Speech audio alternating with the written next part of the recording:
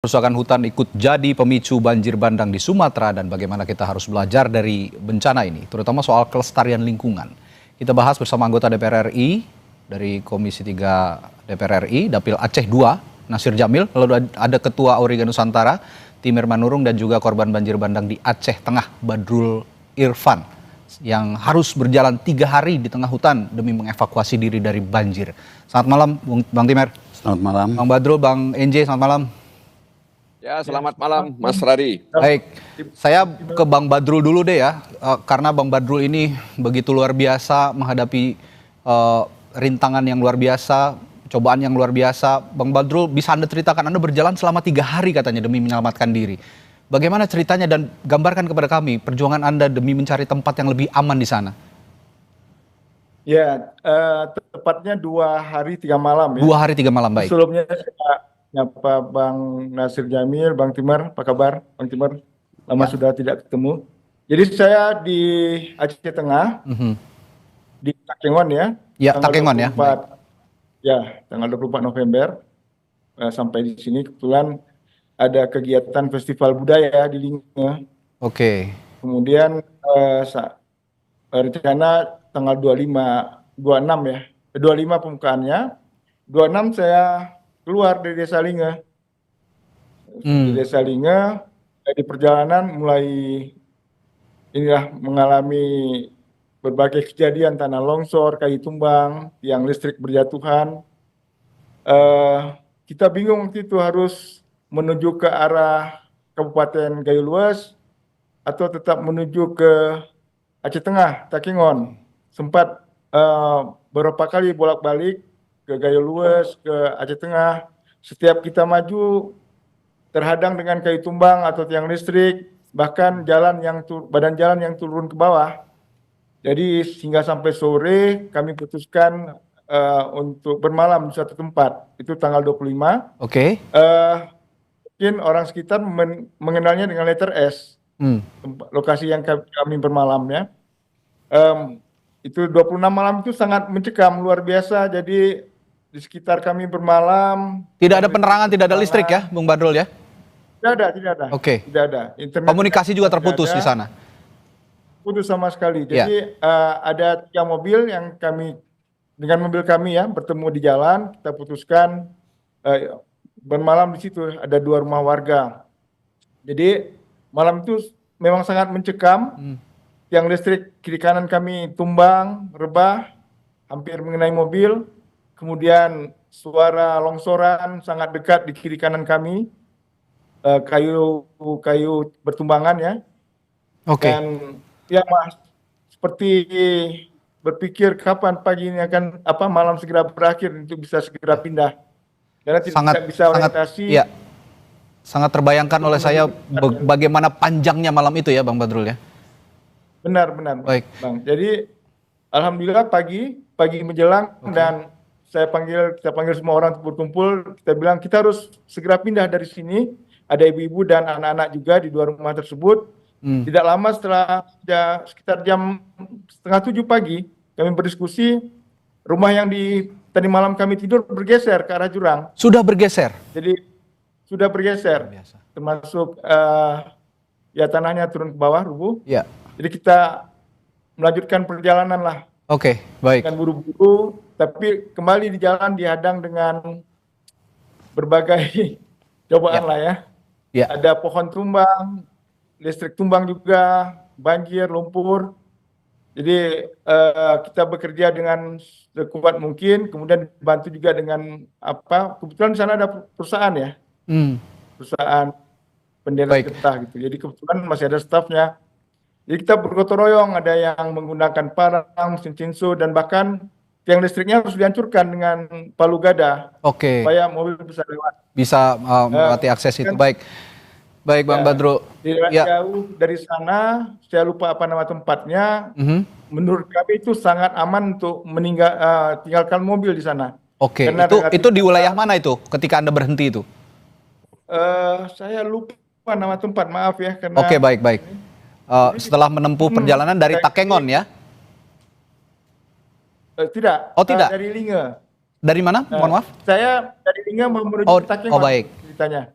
Oke, luar biasa perjalanan yang panjang dan mencekam. Sepanjang perjalanan mendengar tanpa penerangan, malam-malam mendengar suara longsoran susulan, mungkin juga ada banjir bandang susulan dengan penerangan yang minim. Anda juga tidak bisa melihat dari mana arah datangnya longsor, dari mana arah datangnya banjir bandang. Luar biasa. Ini sekali lagi kami turut prihatin mendengar cerita dari Bang Badrul tadi. Nah, dari cerita Bang Badrul tadi saya ke Bung Nasir.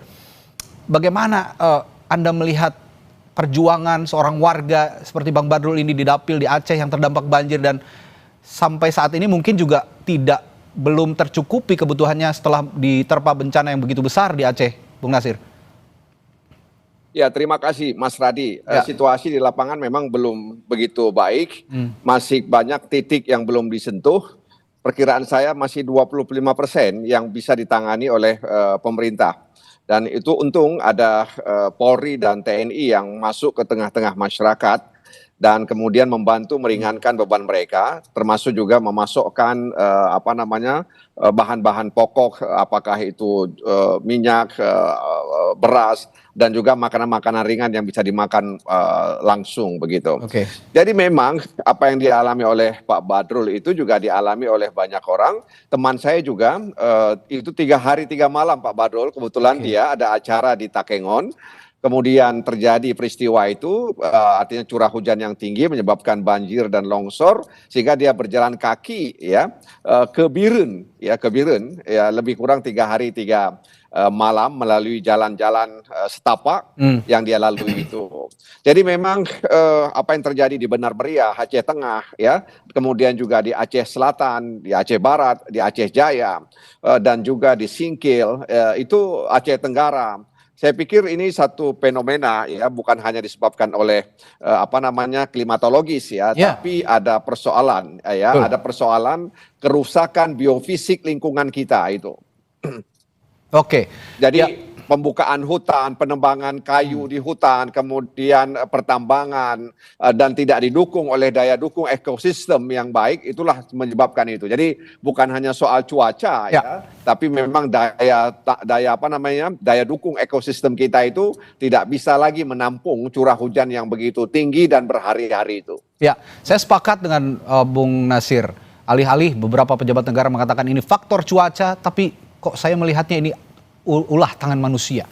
Saya akan bertanya juga ke Bung Timer. Bung Timer, berdasarkan data citra satelit yang Auriga Nusantara juga lakukan beberapa saat yang lalu, berapa hektar hutan primer dan gambut yang hilang di Aceh, Sumut dan Sumbar, dan kira-kira ini ulah siapa? Kalau memang tadi menyalahkan cuaca, saya juga tidak yakin ini masalah cuaca. Malam Mas, cuaca memang satu hal. Kita tidak bisa memungkiri bahwa memang curah hujan meninggi. Betul. Tapi kita lihat dari misalnya video, gambar gitu kita bisa melihat bahwa air yang itu kan kelihatan kuningnya pekat sekali. Betul.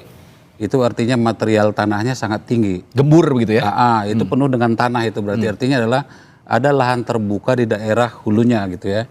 Satu, yang kedua juga ada banyak pohon-pohon yang bukan dengan akar-akarnya. Artinya seperti yang dikatakan tadi dari Kementerian Kehutanan, katanya ini kayu lapuk lah, pohon lapuk atau pohon tumbang, itu tidak benar ya? Berarti ada juga yang begitu. Ada kayu lapuk. Oke. Kita pungkiri, dan saya membaca pernyataannya Dirjen Gakum juga adalah sebenarnya dia menutup bahwa sedang menyelidiki kayu-kayu penebangannya. Oke. Nah, yang jadi soal menurut saya adalah ini kita jangan terjebak pada cuman kayunya saja nih. Karena kayunya kan hanya di atas tuh. Kayu itu biasanya cuma degradasi, bukan deforestasi. Tapi begitu pembukaan lahan, jadi sawit, jadi tambang, nah ini deforestasi. Itu deforestasi. Jadi bukan kalau kayu kita akan bicara degradasi, sementara kalau hutan hilang kita bicara deforestasi. Nah, persoalannya adalah kami sedang menyiapkan juga, memang kebetulan menyiapkan merilis data deforestasi 2025 pada Januari nanti. Pada 10 bulan sekarang, 10 Januari sampai Oktober, deforestasi di Aceh itu hampir 4 kali lipat dari sepanjang deforestasi 2024. Jadi sekitar 7.000-an hektar tahun lalu, sekarang hampir 30.000. Sama dengan Sumatera Utara, angkanya di Sumatera Barat. Sekarang ini yang menarik adalah Sumatera Barat itu nomor 4 dalam 10 bulan. Hutannya nggak seberapa. Aceh nomor 5. Sumut nomor 7, Oke. tadinya Sumut nomor 10, Aceh dan Sumatera Barat tadinya di bawah jauh. Oke. Sekarang mereka ini 3 provinsi ini melonjak nih. Artinya memang sedang terjadi perusakan hutan luar biasa di sana. Dan kalau misalnya kita lihat ke Sumatera Utara terutama di Tapanuli Tengah dan Tapanuli Selatan, banyak tuh illegal logging sebagai awalan tuh. Jadi illegal loggingnya dulu, kayunya dulu diambilin. Habis itu kayunya nggak ada, baru kemudian hutannya dihabisin. Nah ini yang di pernyataannya Dirjen Gakum di pemegang hak atas tanah. Jadi seolah-olah tanah dia punya lahan milik, tapi sebenarnya kayunya dari hutan nih. Nah pencucian ini yang memang harus kita satu hal, tapi juga adalah menurut saya juga memang kalau kita lihat Sumatera, terutama bagian utara, melonjakan sawit memang luar biasa, Mas. Jadi fungsi lahan ya? Ya, monokultur memang soal kita secara Sumatera gitu ya, mau monokultur sawit, kebun kayu kami nyebutnya, eukaliptusnya, Indorayon atau TPL gitu ya, dan tambang juga. Jadi di tambang misalnya di daerah Batang Toru itu tambangnya kan ada tuh. Bagaimana bisa daerah berbukit begitu kita bolehkan tambang. Nah, jadi menurut saya memang ini ada kesalahan pemberian izin, ini harus dikoreksi, dan ada kesalahan juga di kemudian masyarakat kita harus ngakuin, karena banyak juga kebun kecil-kecil. Nah, tapi menurut saya adalah saatnya Presiden Prabowo sekarang melindungi semua hutan alam tersisa. Terbitkan peraturan presiden yang melindungi sehingga siapapun yang menebang hutan alam tersisa itu adalah perbuatan ilegal. Saya pikir itu langkah yang sangat genuine kalau Pak Presiden langsung mengambil terobosan. Perpres. Ini ada relate-nya dengan Bung Nasir juga di Komisi 3 kalau kita mau menegakkan masalah hukum gitu ya. Bung Nasir, saya akan juga tanyakan nanti ke Bung Nasir soal itu, termasuk juga saya tanyakan kondisi Bang Badrul sekarang di Aceh Tengah bagaimana, saya tanyakan juga kondisi keluarga, apakah sudah mencukupi bantuan yang disalurkan oleh pemerintah. Saya akan tanyakan hal itu sesaat lagi di Sapa Indonesia Malam, tetaplah bersama. Kami masih perbincangkan begitu masifnya dampak deforestasi yang terjadi di Pulau Sumatera. Tidak hanya bicara soal Aceh, Sumut, dan Sumber yang saat ini sedang dilanda bencana longsor dan banjir, tapi seluruh wilayah di Sumatera, bahkan seluruh Indonesia, hutan-hutan yang perlahan mengalami deforestasi. Nah, tadi saya bertanya ke Bung Nasir soal penegakan hukum, tapi sebelum saya ke sana, saya tanya dulu ke Bung Badrul sebagai warga yang berada di Aceh Tengah saat ini. Bagaimana kabar keluarga Anda saat ini dan handai tolan di sana semua dalam keadaan baik-baik saja, Bung Badrul? Iya, keluarga saya kebetulan di Banda Aceh ya. Oh, baik. Sekitar 100 km dari Aceh Tengah. Jadi saya sebenarnya berkunjung ke Aceh Tengah dan terjebak di sini. Ya, komunikasi sulit dengan istri di Banda Aceh. Karena memang selain listrik dan juga agak sedikit susah didapat, bukan sedikit, memang susah didapat. Sangat susah ya, malah ya sekarang ya. Sangat susah. Jadi setiap malam itu kalau di Aceh Tengah titik-titik hotspot itu seperti pasar malam ya. Jadi kalau ada yang mengatakan situasinya tidak mencekam, salah sama sekali ya kalau begitu ya. Sangat mencekam seperti yang digambarkan di berbagai kanal media termasuk di media sosial. Nah, selama Anda melakukan perjalanan kurang lebih 2 hari 3 malam ya, Bung Badrul ya. Anda melihat, kalau malam mungkin tidak akan terlihat, tapi pada saat siang hari Anda melihat ada kerusakan lahan di sana, kerusakan hutan, atau mungkin bukit yang gundul selama Anda melakukan perjalanan selama 2 hari 3 malam itu? Iya, selama perjalanan ya kita seperti dia ada banyak obstacle ya, jadi ada longsoran tanah yang kadang-kadang kita harus lalui dengan ketinggian sampai sepinggang, sedada, harus dilalui karena waktu itu memang baru longsor dan dengan dinding jurang yang masih basah berair, jadi harus melangkah dengan cepat gitu. Terlihat sih memang ada kayu gelondongan atau kayu-kayu yang mungkin sudah lama yang terlihat, atau kayu baru juga ada terlihat di sana. Tapi pokoknya ya luar biasa ya kondisinya. Dan kebetulan waktu itu saya berjalan dengan 2 orang ibu hamil dan 1 orang anak bayi dari Serule mau menuju tempat yang lebih aman. Mereka ingin menuju ke daerah Kecamatan Bintang, desa. Jadi jalan kaki dan harus melalui medan yang masya Allah itu. Jadi saya pikir ya luar biasa ya. Ya. Ada anak bayi juga yang digendong untuk bisa melewati banyak sekali rintangan seperti itu. Ya, alhamdulillah semua bisa sampai di tempat tujuan, dan saya pikir ya nggak tahu mereka dapat tenaga dari mana ya. Saya bayangkan Ya. ibu yang tinggal menunggu hari kelahiran waktu itu. Oke. Dan untuk Baik. tumbangan kayu kita lihat juga ada di beberapa Oke. tempat. Ya. Oke. Baik. Saya ke Bung Nasir. Bung Nasir masih bersama kami ya? Ya, masih. Oke, baik. Bung Nasir, tadi saya sempat singgung soal penegakan hukum dan cerita dari Bang Badrul tadi. Begitu mencekamnya, begitu sengsaranya warga ketika dilanda banjir bandang dan juga longsor begitu. Jadi sama sekali saya juga agak geram mendengar ketika ada pernyataan ini sama sekali tidak mencekam, tidak seperti yang disiarkan di media sosial. Ini cerita langsung dari warga yang mengalami. Dan untuk penegakan hukum yang tegas melihat warga yang terdampak dan sengsara seperti itu, ini sepertinya perlu ada perlu ada langkah cepat begitu, Bung Nasir. Kira-kira yang didorong oleh Anda sebagai anggota DPR dari Aceh dan juga duduk di Komisi 3, di Komisi Hukum, apa yang bisa Anda tawarkan? Ya, pertama memang media sosial itu realita dari apa yang terjadi di tengah masyarakat. Ya. Jadi kalau kemudian ada yang mengatakan bahwa situasi mencekam itu hanya di media sosial, itu sesuatu yang bertentangan dengan apa yang terjadi di lapangan. Yang kedua, sebenarnya Komisi Pemberantasan Korupsi kerap sekali menyampaikan kepada Komisi 3 bahwa korupsi di sektor sumber daya alam itu sangat masif ya, sangat besar, dan melibatkan juga orang-orang besar di Republik ini begitu.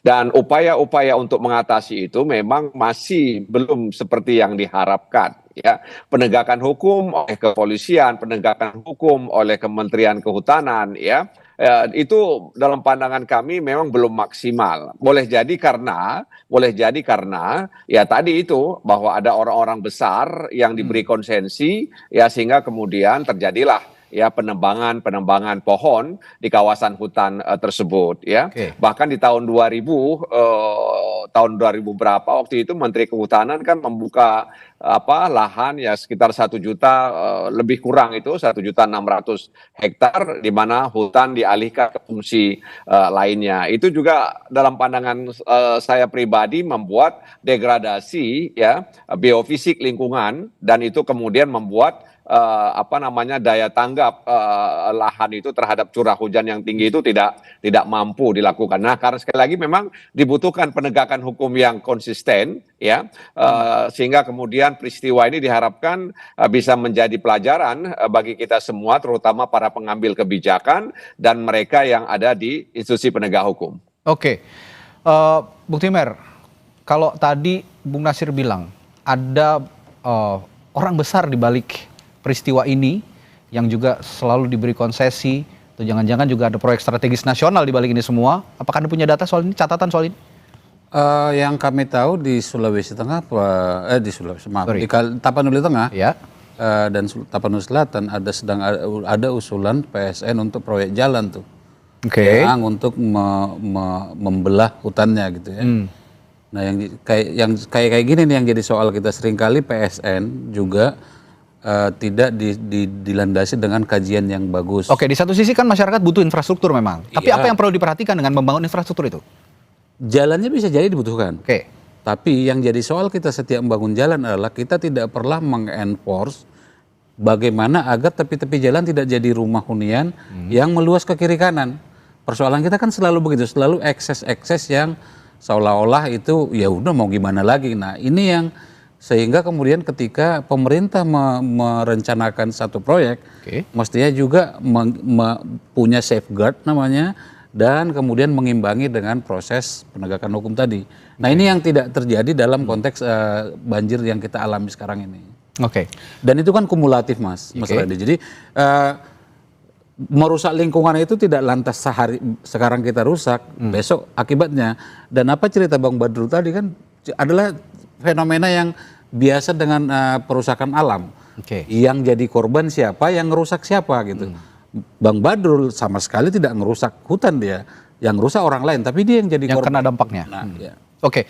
Nah, bicara soal konsesi juga bicara soal penerbitan izin. Saya mendengar izin perkebunan, pertambangan, logging dan segala macam itu juga diwacanakan sejak tahun 2007. Koreksi kalau saya salah ya.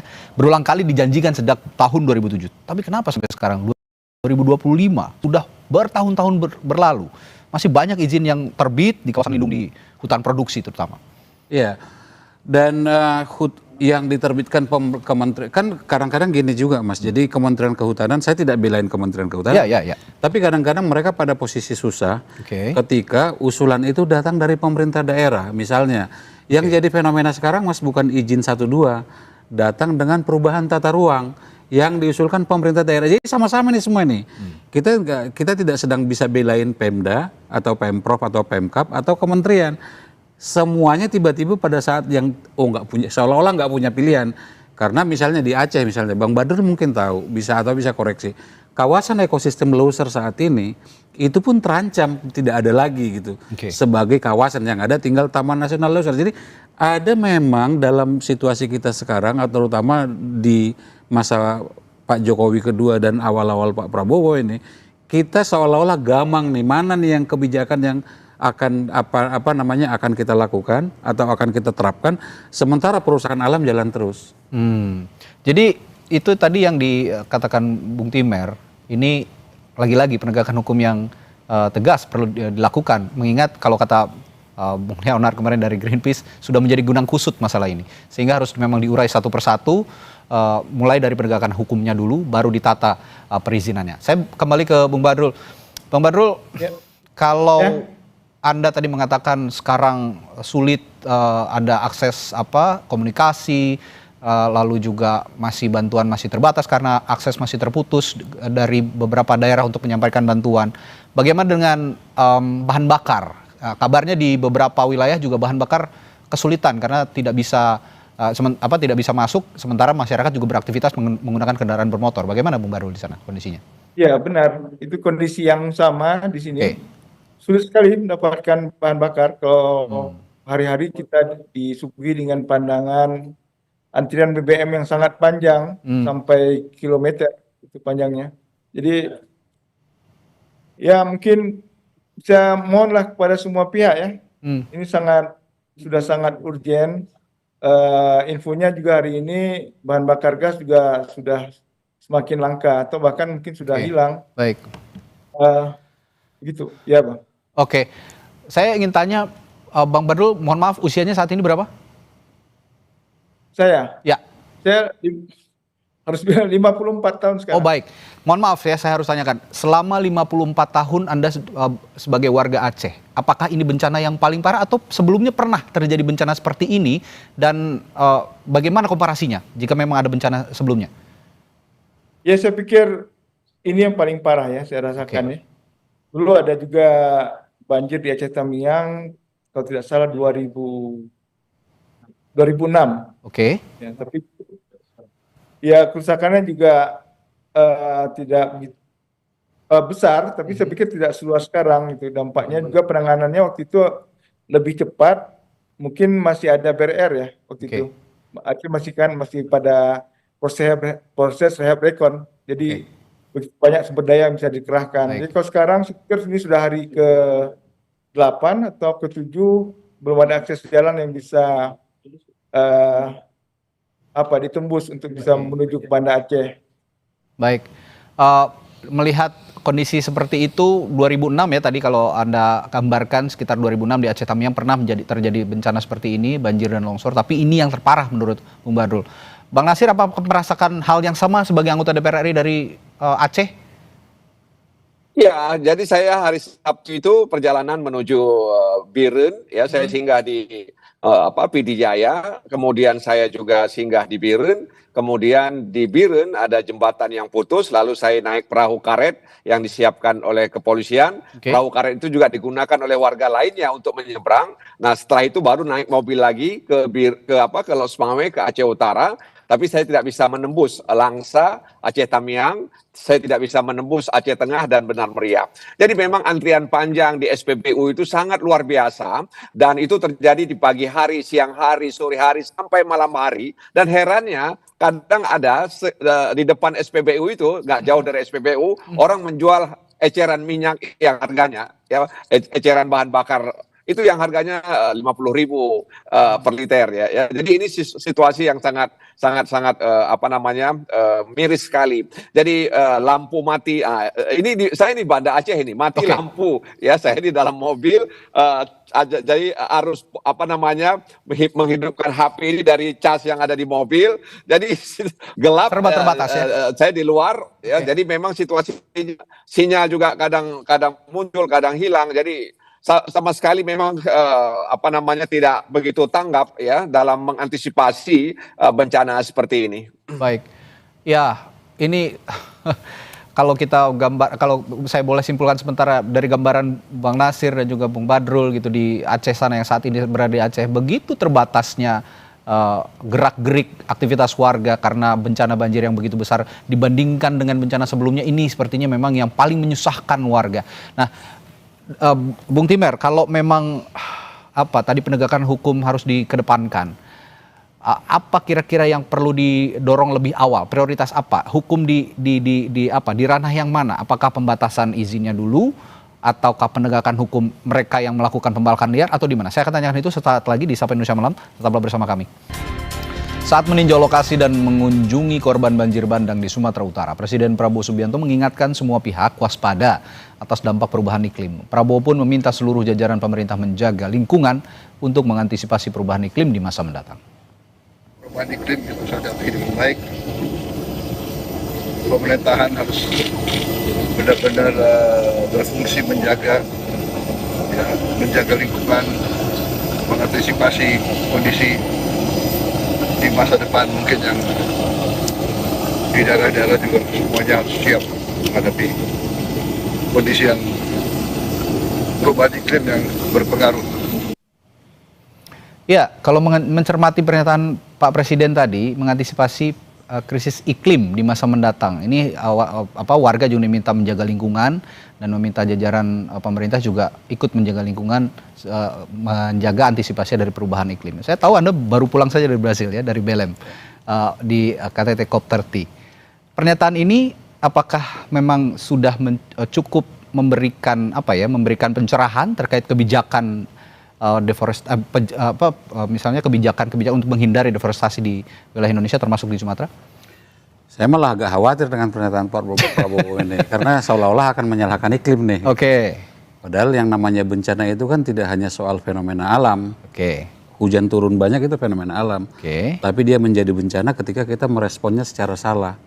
Merusak hutan itulah respon yang salah, apalagi di daerah-daerah das gitu, daerah-daerah yang kelerengannya tinggi gitu ya. Nah, menurut saya harusnya Pak Prabowo menambah bahwa pemerintah akan mengkaji dan mengevaluasi secara menyeluruh, misalnya begitu. Jadi tidak semata takutnya saya menyalahkan Tuhan nih karena iklim kan. Itu satu. Nah, yang kedua adalah menurut saya memang ini saatnya Pak Prabowo menunjukkan kepemimpinan dengan memperbaiki, karena gini, Bang Nasir juga punya peran juga, karena Bang Nasir turut ikut undang-undang Pemda yang menarik semua kewenangan ke pusat, hampir semua kewenangan, dan undang-undang Omnibus juga yang membuat semua ini kita Cipta Kerja, ya. Filter lingkungan itu sekarang nggak ada. 30% tutupan minimum hutan itu nggak ada sekarang di aturan kita. Dulunya ada. Nah, hal-hal seperti ini yang menurut saya perlu kita, karena asalnya ini Mas seringkali dari kebijakan yang salah kaprah. Kalau kita mau minta penegakan hukum itu di ujung. Tidak penegakan hukum duluan, ada sesuatu yang berbuat maka ada penegakan hukum. Jadi induknya ini yang harus kita selesaikan, dan itu menurut saya peran dari pemerintah pusat. Bang Badrul, Anda juga mungkin tadi sama-sama bisa mendengar ya pernyataan Presiden Prabowo Subianto yang menyatakan waspada dengan perubahan iklim atau krisis iklim yang terjadi ke depan. Anda sebagai warga Aceh yang saat ini terdampak mendengar pernyataan dari Presiden seperti itu, apa yang bisa Anda respons dari pernyataan Presiden? Mengingat juga Presiden hari ini datang ke Aceh langsung melihat kondisi pasca bencana di sana, Bang Badrul. Ya, kalau waspada ya pasti tetap waspada ya masyarakat. Tidak ada yang mau mengalami celaka pasti. Jadi kalau ya, sepertinya ada kendala komunikasi dengan Bang Badrul. Ya, saya yakin dari pernyataan singkat Bang Badrul tadi, Bung Timer, waspada ya tentu saja, pasti masyarakat akan waspada. Oke, baik, sepertinya akan tersambung kembali. Bang Badrul, mohon maaf tadi sempat terputus, silakan dilanjutkan. ya halo. Ya, silakan. Ya halo. Ya, silakan dilanjutkan Bang Badrul. Oh ya, baik. Kalau untuk waspada saya pikir itu himbauan yang sering ya. Sering, masyarakat juga pasti sudah otomatis sudah begitu tahu hujan lebat dan ada anomali iklim pasti waspada. Tapi ya memang tapi harus diikuti juga ya untuk mitigasi dampak. Aceh kan sudah berkali-kali mengalami musibah ekologis ini. Tapi kita selalu gagap bagaimana merespon pasca setelah bencananya terjadi. Contoh hingga hari ini kan, masyarakat di Aceh Tengah itu kesulitan bahan pokok, BBM, lampu mati ini, lampu hidup karena ada genset ya? Ada interview di Pas TV. Saya ini di ruangan Pak Kadis Kominfo Aceh Tengah ini. Oh, baik. Kalau hari-hari nggak punya sinyal. Baik. Ya, berarti kewaspadaan sih setiap hari senantiasa diterapkan begitu ya, Bang Badrul. Tapi ya kebijakan yang pertama kali dibutuhkan untuk sama-sama bisa memberikan alarm kepada semua pihak gitu, termasuk juga pemerintah dan juga aksi korporasi begitu ya. Di sana ya banyak sekali aksi korporasi. Nah, berarti sekarang kalau bicara soal itu, alih-alih kita menegakkan hukum, kita harus bicara kebijakan dulu ya. Pertama kali. Saya melihatnya begitu. Apa yang bisa dikedepankan? Kebijakan seperti apa yang bisa dikedepankan untuk fast response dari kejadian di Aceh ini? Seperti yang saya bilang tadi, respon pertama Pak Presiden terbitkan Perpres. Nggak perlu macam-macam. Perpres melindungi semua hutan alam tersisa, sehingga tidak ada lagi deforestasi. Kalau memang niatnya. Dan itu kegagalan kita juga di BLM kemarin, karena Indonesia tidak turut mendukung Forest Roadmap. Jadi Forest Roadmap itu adalah semacam roadmap untuk menghentikan deforestasi, dan kita nggak turut mendukung itu gitu. Yang ada adalah negara-negara lain yang mendorongnya gitu. Nah, dan kita tidak lagi-lagi tidak mendorongnya.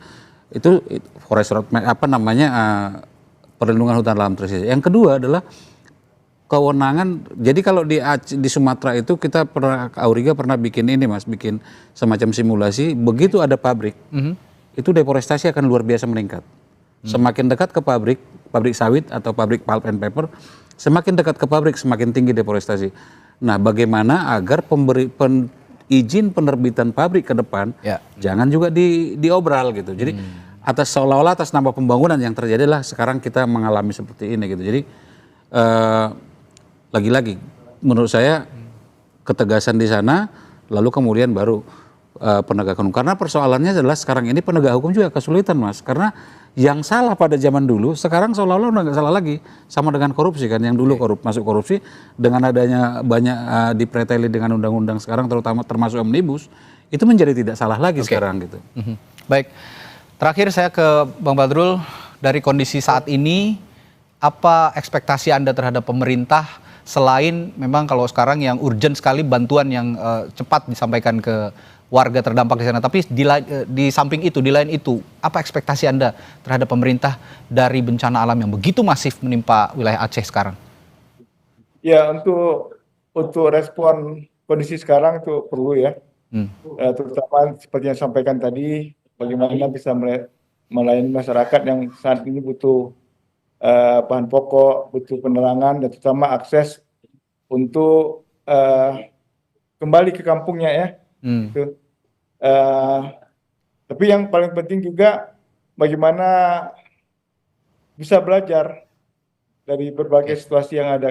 Kita tahu Aceh sering sekali menghadapi bencana ekologis, tapi selalu juga seperti tadi saya sampaikan, kita agak gagap dengan bagaimana merespon ini gitu. Pak Presiden sudah bilang mungkin sudah ada hal yang lebih maju, sudah ada sekarang imbauan untuk waspada, sudah bisa mendeteksi secara dini kemungkinan munculnya bencana ya. Tapi itu ketika bencananya muncul, ya lagi-lagi kita nggak siap, kita cuma bilang bencana akan muncul, tapi ketika itu terjadi, masyarakat seperti yang saya sampaikan tadi, ibu-ibu hamil harus menempuh jalan yang saya sampai sekarang Bang nggak bisa membayangkan dari mana mereka mendapat tenaga yang luar biasa seperti itu, bisa sampai ke tujuan. Saya, itu Ya. di luar, memang benar-benar di luar nalar rasanya kalau lihat situasi saat itu. Oke. Saya turut sangat prihatin dengan apa yang Anda alami dan juga warga Aceh Tengah alami, dan ya alam memang tidak bisa ditantang, tapi manusialah yang harus menyesuaikan dengan apa yang terjadi, perubahan apapun yang terjadi dari alam. Terima kasih Bang Badrul telah berkomunikasi dengan kami, dan sampaikan juga terima kasih dari kami untuk pemerintah Aceh Tengah yang sudah memfasilitasi komunikasi kita dengan lancar sehingga kita bisa mengetahui kondisi paling aktual masyarakat yang terdampak di sana, dan diwakili oleh Bang Badrul. Terima kasih Bang Badrul dan juga Bang Timer yang sudah hadir di studio, dan sebelumnya tadi ada anggota DPR RI dari Dapil Aceh, Bung Nasir Jamil, yang sudah lost contact, sepertinya memang ada kesulitan komunikasi di Aceh, jadi Bung Nasir Jamil tidak bisa melanjutkan komunikasi. Terima kasih sekali lagi Bang Timer, Bang Badrul, selamat malam dan sehat selalu. Sampaikan salam saya dan sehat selalu untuk keluarga Anda di sana Bang Badrul, selamat malam. Baik, terima kasih.